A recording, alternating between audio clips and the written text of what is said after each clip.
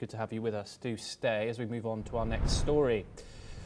A federal judge has summoned a top U.S. Border Patrol official leading President Donald Trump's immigration crackdown in Chicago to appear in court after a video appeared in which he is deploying tear gas, potentially in violation of a court order limiting its use against protesters.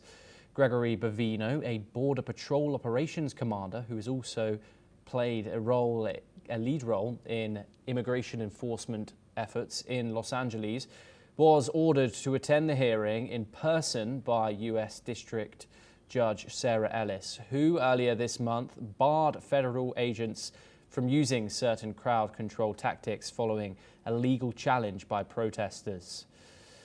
Mark, of course, there is a political of course, a bipartisan battle going on in regards to this. The federal guard was deployed in Los Angeles just a few months ago, and also Chicago. What is your thoughts on this U.S. Border Patrol official leading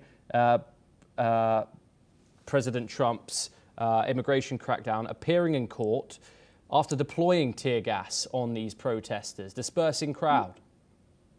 The Department of Homeland Security actually released a statement to say that Gregory Bovino had actually had a rock thrown at the back of his head, and if he didn't have a helmet on, then it could have been a very, very serious situation. So I'll just put that there. You quite rightly are drawing attention to partisan politics, which Chicago is full of, because it's democratic and has moved away from a lot of the historical roots, in my opinion, in regard to, at times, sort of outright socialism. The other thing is, I'm fully aware of various reports on both sides. The last thing that we want to see is tear gas thrown on the streets of America. But in that incident, I'm sure that they have thrown that for good reason if they then have felt threatened. We have seen this in other incidences, as you raise a point in regard to, in regard to California. They are cracking down on illegal immigration, and we have to remember there are other stories of people being in America illegally for a number of decades.